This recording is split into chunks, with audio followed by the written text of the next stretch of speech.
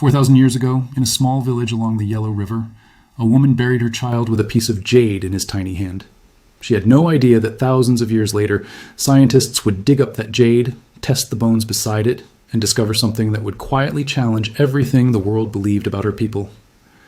If you have ever wondered who you really come from, stay with me until the end, because this story might change how you see identity itself. For centuries, the story seemed simple. The Han Chinese, the largest ethnic group on Earth today, were seen as one people, one bloodline, one unbroken thread stretching back to the earliest days of Chinese civilization. Ancient emperors, ancient rivers, ancient roots, all leading to one single origin point. That is the story most of us grew up hearing, a proud, ancient, continuous people sharing the same ancestors since the dawn of history. But here is the question that quietly breaks that story apart. What if the Han Chinese were never just one people at all? What if the very idea of a single ancient bloodline was more of a cultural memory than a biological truth? To understand this, we have to go back. Not just a few hundred years, not even a few thousand. We have to go back to a time before China even had a name. Long before anyone called themselves Han, there were scattered communities living along two great rivers. In the north, near the Yellow River, people were growing a hardy grain called millet. Life there was harsh, winters were cold, the land was dry. But the people adapted, and slowly small farming villages began to grow into something bigger. Far to the south, near the Yangtze River, a very different world existed. The climate was warmer, the land was wetter, and there, people were growing something else entirely. Rice, lush, green fields of rice, feeding communities that lived a completely different kind of life from their northern neighbors. These two groups, northern millet farmers and southern rice farmers, were not the same people. They looked different. They spoke different languages. Their tools were different. Their beliefs were different. If you had stood between them 5,000 years ago, you would have felt like you were standing between two entirely separate worlds. And yet, today, when we say the words Han Chinese, we often imagine one single ancient people, not two different worlds slowly colliding. So what happened? This is where the story gets interesting. Over thousands of years, these northern and southern groups began to interact, sometimes through trade, sometimes through conflict, sometimes through simple human curiosity, migration, and marriage. Slowly, almost invisibly, these two very different populations began to blend. Some researchers who study ancient DNA believe this blending happened gradually over many centuries, not in one single dramatic moment. Bit by bit, genes from the north mixed with genes from the south. Bit by bit, cultures overlapped. Bit by bit, a new identity began to form, and that new identity would eventually be called Han. But here's the part that quietly changes everything. If the Han identity was formed by blending different ancient populations, then the idea of one pure, unbroken bloodline starts to look less like biological fact and more like a powerful story that people believed in. Stay with me here, because this is only the beginning of the mystery. If you feel that click in your mind right now, that small moment where an old belief starts to wobble, that is exactly the feeling this story is built on. So if this is already surprising you, imagine what is coming next. Let's keep going. As centuries passed, powerful kingdoms rose along the Yellows River. These kingdoms slowly expanded their territory, their language, and their culture outward. What we now call Chinese civilization did not spread because everyone was already the same. It spread because a shared culture, a shared writing system, and a shared political identity began pulling different groups together. Think about that for a moment. It was not blood that first united these people.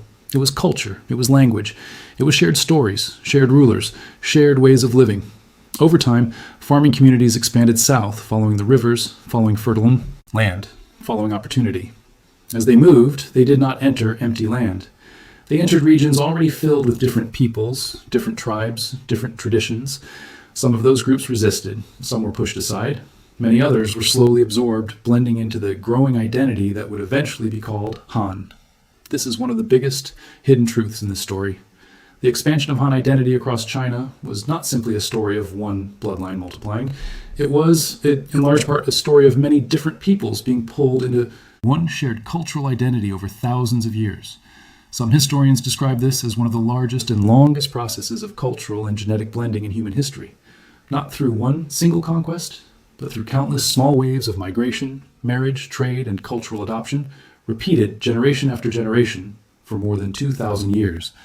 And this is where modern DNA research adds something remarkable. When scientists studied the genetics of Han, Chinese populations across different regions of China today, They found something surprising. Han Chinese people in the north and Han Chinese people in the south are not genetically identical. Southern Han populations carry noticeably more DNA linked to those ancient southern rice farming communities. Northern Han populations carry more DNA linked to those ancient northern millet farming communities. In other words, the very DNA of modern Han Chinese people quietly tells the story of two ancient worlds slowly merging together, but never fully erasing where they came from. Take a breath with me here, because this is one of those moments in history that deserves a little pause. If your own family has an origin story you were taught as a child, ask yourself honestly, how much of it is memory and how much of it is myth? You do not need to answer out loud. Just let the question sit with you as we continue. Now here's where the mystery deepens even further.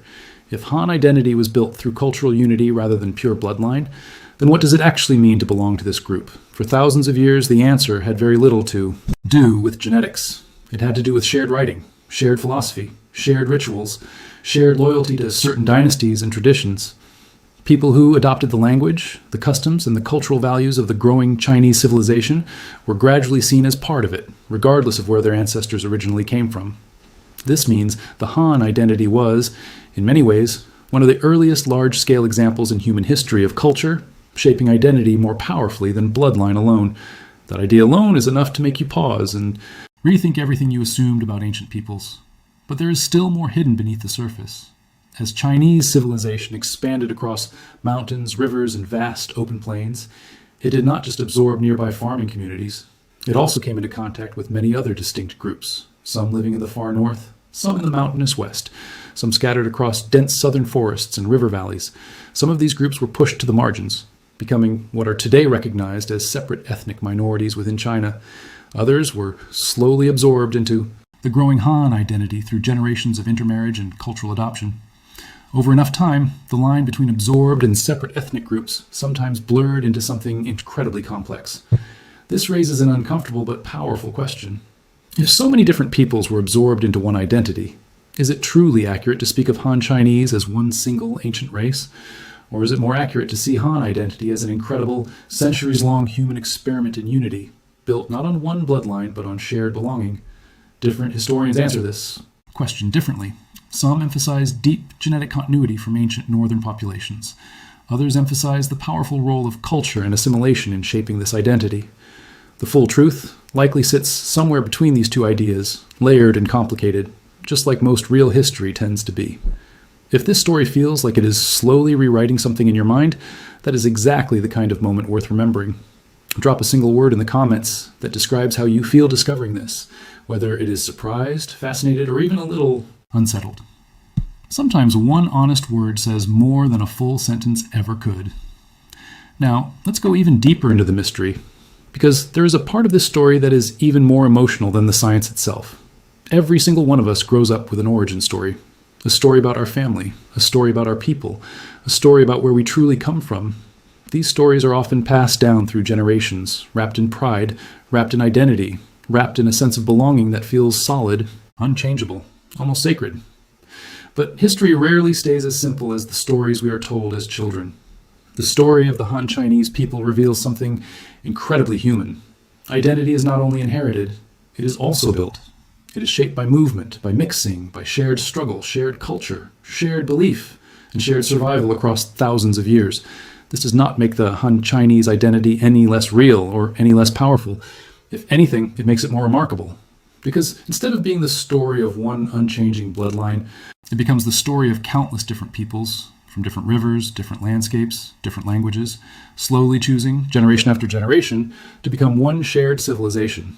Think about what that truly means. Millions of individual human choices, small and large, across thousands of years, slowly weaving together into one of the largest shared identities in human history.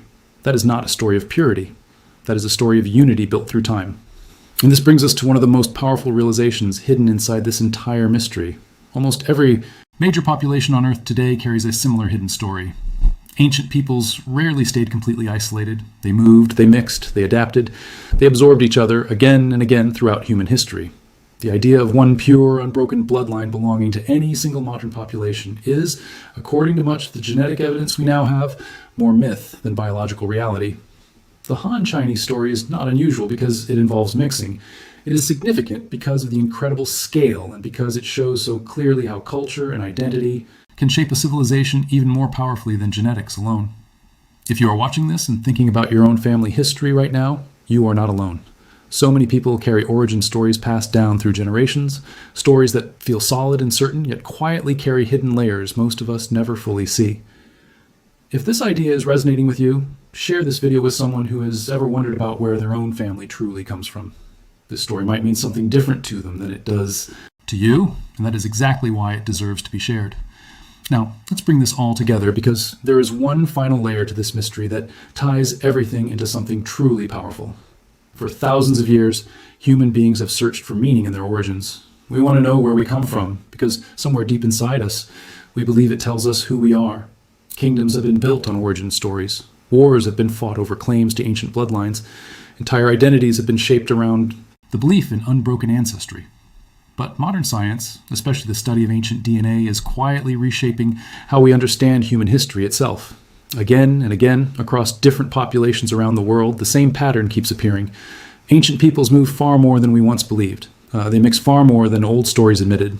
Identity was shaped not only by blood, but by culture, migration, and shared human experience across generations. The story of the Han Chinese is one of the clearest and most fascinating examples of this pattern.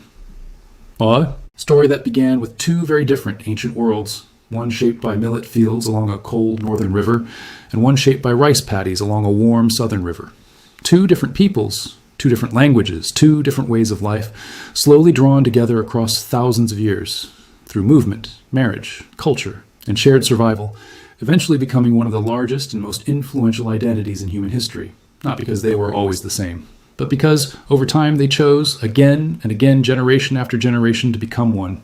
There is something deeply moving about that idea, something that reaches far beyond ancient China. Because if identity can be built this way, through unity rather than uniformity, through shared culture rather than pure bloodline, then maybe the same is true for so many of us, no matter where we come from. Maybe the deepest truth hidden inside this ancient mystery is not really about the Han Chinese at all. Maybe it is about all of us.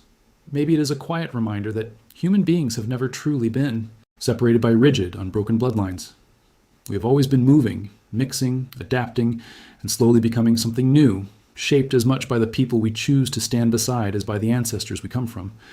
So the next time you think about where you come from, think beyond a single line stretching backward in time. Think about a river, splitting into many smaller streams, flowing in different directions, only to meet again, generations later, becoming one larger river, carrying all of those different histories forward together. That river never stopped moving. And in many ways, neither have we. If this story changed even a small part of how you see identity, ancestry, or the deep, hidden layers of human history, let it sit with you for a moment before you go. Because somewhere out there, someone else is asking the same question you might be asking right now. Where do I truly come from? And maybe, just maybe, the honest answer was never meant to be simple.